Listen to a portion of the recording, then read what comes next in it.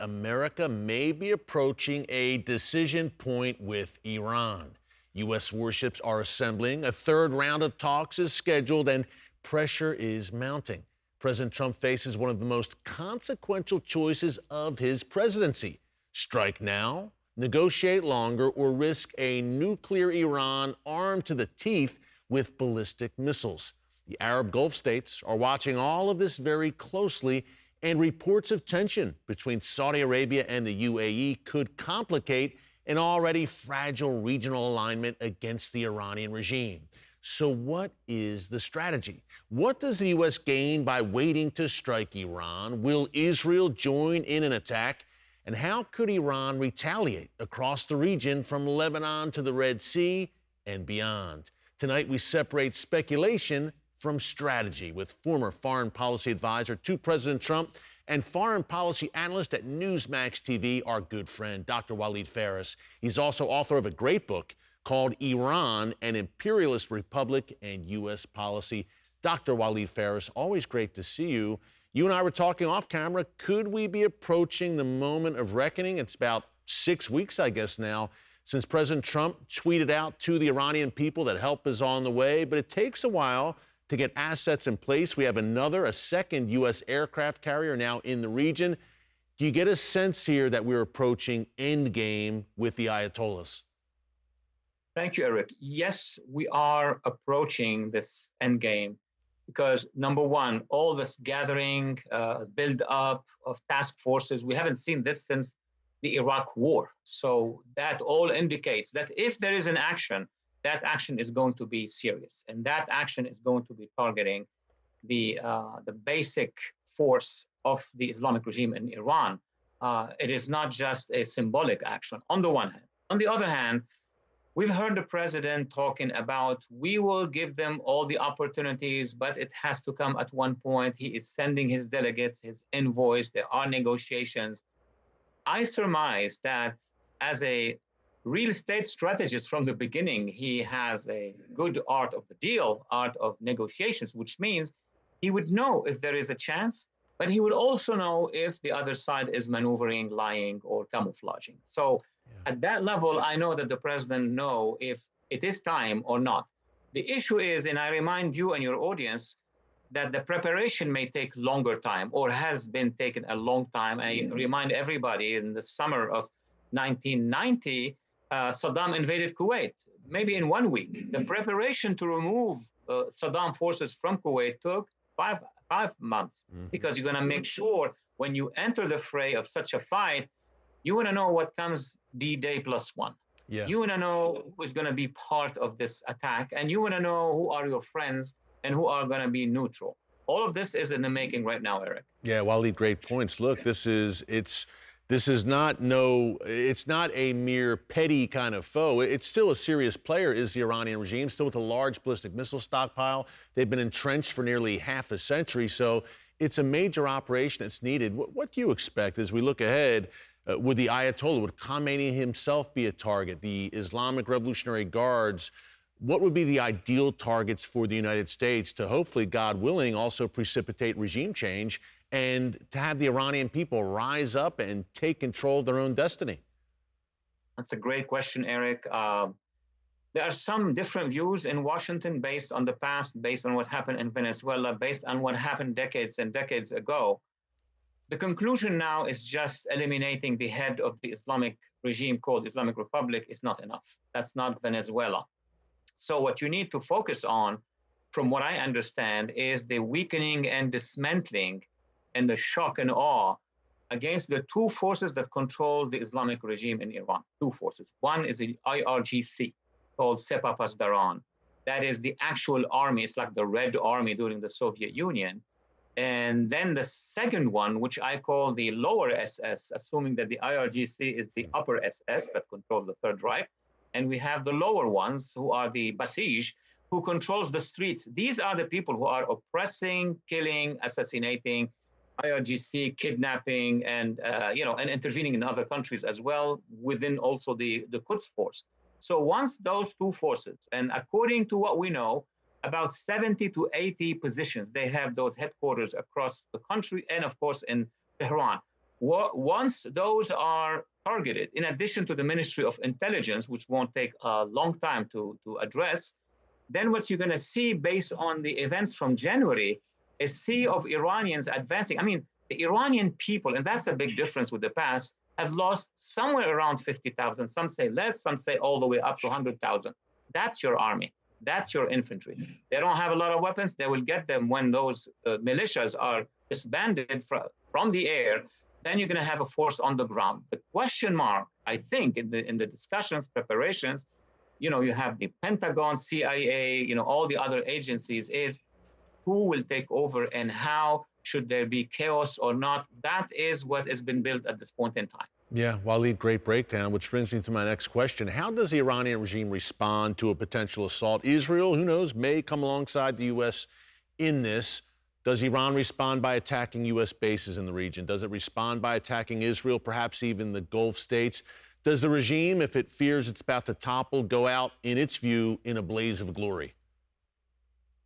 Yeah, well, I accept the statement you made at the end. That would be the case. Psychologically, emotionally, politically, ideologically, the regime still is a large one. It has been funded by hundreds of billions of dollars. Remember the Obama-Iran deal, $150 billion. They have funded large militias, but also large networks, spy networks, terror networks. And let me break it down to two things. Number one, in the region, what would be the plan of the regime in the region if attacked by the United States and the coalition? And let me open a parenthesis that you have mentioned, which is, will Israel be part of it? In my view, in my modest view, Israel is part of it. It depends what size, it depends what time, it depends where the targets are. These are fascinating questions. Maybe Israel will be tasked with Hezbollah in Lebanon, with the Houthis, with others. Maybe Israel will be the second strike. All of these are scenarios. We don't know these scenarios, but the possibility that Israel is in, absolutely in. Second, with regard to the U.S., once they would target the two militias, basically, we're going to pay attention to what the regime can do first in the region, as you just mentioned, meaning, of course, they're going to target our bases. That's why we've been spending all that time to remove a lot of staffers, a lot of units, non-fighting units, from bases such as in Iraq. Obviously, we've seen that even in Syria and Qatar and elsewhere. But what I'm concerned about is not just in the region, it's the long arm that the regime has within the West in general, Hezbollah, Hamas, and others, and within America in particular. You and I have studied this and discussed it for years and years. What can they do inside our own borders is the biggest question of the day, in my view. There are growing signs that Syria, Turkey, and Qatar are moving closer together strategically to form a new axis of evil in the Middle East. If that's true, what does this mean for Israel, for the Arab world, and for U.S. national security? Dr. Faris, before we get to that new axis between Turkey, Qatar, and Syria, we're talking U.S. national security as well. Before the break, you mentioned potential blowback. Iran, Hezbollah assets right here in the Western Hemisphere. What would that look like? They do have agents on the ground in our hemisphere, including, I presume, here in the United States. Many, many layers that would allow us to understand what the Islamic regime in Iran is doing. Number one, on the highest level, there is a de facto coalition or axis between the Islamic regime in Iran and the Muslim Brotherhood. So we're not just talking about the assets of Tehran inside our borders and inside the hemisphere, but they're going to have the support of the Brotherhood with all the branches that they have in the region. They have them here. But let me focus on first the Khomeinist regime, meaning the Islamic regime in Iran.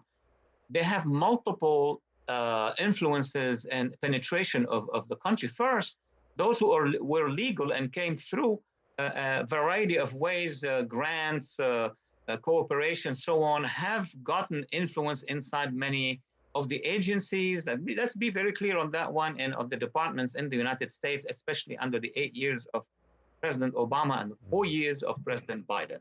So that is one that can influence a lot, and it is influencing us in terms of media, in terms of all the money that has been spent by the Iran deal lobby inside the United States. But that's political, and that's intelligence, and that's kind of penetration.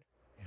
The other part is very concerning, which is how many operatives are there inside the United States who would take action on behalf of the regime. You just mentioned that they are very expanded inside the hemisphere. Where do we start? Venezuela. Venezuela had opened its doors and windows to Hezbollah, to the IRGC. They were quasi-open. They had headquarters in Caracas, and they controlled parts of Margarita Island, so on and so forth. But across the continent, all the way down to the tri-border between Brazil, Argentina, and Uruguay. So they had that presence, and that presence had been channeled through a route to come through the United States. Which one? The Mexican-American border. Yeah. That border for many, many years has been open. So I don't know how to calculate how many, I wouldn't say hundreds, thousands of operatives have crossed that border. Thank God we have President Trump, who shut down the border last year. So if I can add one more on this issue that would clarify for the public, what we see right now on the streets of Mexico City, and the other cities, is enormous evidence that the cartels, who are the allies of Hezbollah and the other militias, have a firepower, huge firepower. They are challenging the entire army of Mexico, and we are helping the Mexicans. Just think of the possibility that for many, many years, those who are now fighting, and we see them on video, have penetrated the United States. We have a direct urban terrorist threat against us from the build-up of the regime, the Islamic regime, through Mexico, through Venezuela, into our borders. Yeah, Waleed, this is a key point. For 4 years before President Trump returned to office, the Biden administration literally threw open our southern border. And you made a great point. These cartels have no allegiance to anything other than the almighty dollar. They will gladly cooperate with Islamists and jihadists if it lines their pockets. Key point there. Speaking of which, Islamist, we have Turkey. I guess you could say Turkey provides the military muscle. Qatar provides the money. Then you have a wild card, this new regime, relatively new, in Syria, led by a former al-Qaeda commander. Waleed, do you see a sort of new axis shaping up with Turkey, Qatar, and Syria that could really pose a big problem after, God willing, the Iranian regime is in the ash heap of history? Absolutely, Eric. You defined it very well, very clearly. There is what we call an ikhwan, a brotherhood, or Islamists, or you're going to call it Salafist axis in the region. And yes, there are two major players. Qatar on the ideological level since 1997, and mostly on the financial level. I don't need to repeat all the reports that were made available about the influence that Qatar, through the Muslim Brotherhood, have had in the United States, including mostly, and that's very serious, hundreds of millions of dollars, I would say even billions of dollars, have been spent by that regime in our educational system, on our campus. So first reaction is, so can we assume that those hundreds of thousands who demonstrated on our streets, on our campuses for the last 2 to 3 years after October 7 were part of that influence that the Muslim Brotherhood via Qatar have been obtaining here? And the answer is yes. A whole urban army that had been radicalized and jihadized for a few years. Second, Turkey. Turkey is a member of NATO, and old Turkey, or the previous Turkey, was a direct ally against terrorism. But the AKP party, which is an Islamist party parallel to the Muslim Brotherhood, and of course their dependents in the region, have been playing a military role. And that's perturbing, because Turkey has our trust, our military trust. It's a member of NATO, but it supports two of the most important jihadi militias in northern Syria, two of them, and has been also supporting the rise of HTS, Hayat Tahrir al-Sham, and the takeover of Damascus. One word about Damascus, about that regime. I am not in the belief that they have reformed. Why? Because if they have reformed like any other party in the Middle East, or Islamist party in the Middle East, the first thing they would do, they would come in public and say, we were jihadists, we're not anymore jihadists. We were and we're not. No speech by the leadership of that regime ever told us that they have changed. On top of it, we observe and we monitor everything they say in their media, and more importantly, on the social media, where the actual supporters of the regime, the soldiers of the regime, increase their jihadism. They say, we're going to go against the infidels, against the Druze, the Kurds, the Christians, and then we don't want peace. So you would know what the regime is thinking from what the social media of the regime is actually saying. No recognition of a change, no behavior on the ground that would convince us that this is a change. But put politics on the side, Eric, and let me conclude. That regime has shown us already that they want to destroy the minorities, the Christian minority, persecution. Every week there is an incident. The Alawi minority, which in March of last year have been butchered, thousands and thousands of people were killed, not the fighters, but the actual people. The Druze, we all saw what happened to the Druze. Had it not been for Israel to come and help them, they would have been refugees today. And the Kurds, what we see right now happening in the northeast of Syria. So yes, in my view, this regime is jihadist, and hopefully Congress, in cooperation with the administration, will find out what the plans are, but the plans are very clear.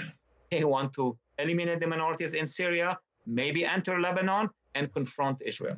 Waleed, well said. The Middle East never sleeps. That's why we're so glad we have you watching it. Hey, we've been talking Middle East, about a minute left, though. I wanted to ask you about a very important incident that happened yesterday, a disturbing incident at Mar-a-Lago. A 21-year-old armed man entered Mar-a-Lago, President Trump's private residence. He was shot and killed, but you were tweeting about this. How alarmed should we be by this? I am alarmed. We should be alarmed. This is not a joke. And I would recommend not to just watch the skin color and the accent of the person who perpetrated to conclude that this is some crazy man. You know what? The terrorists use crazy men, manipulate them, because there's enough money in the international arena. I just mentioned the $150 billion of the Iran deal, and there were threats launched against our president by whom? It's public information. By the regime, by the Islamic regime. So he may be a nut, he may be a woke, he may be all sorts of things, but you can manipulate them, as the Soviets used to do.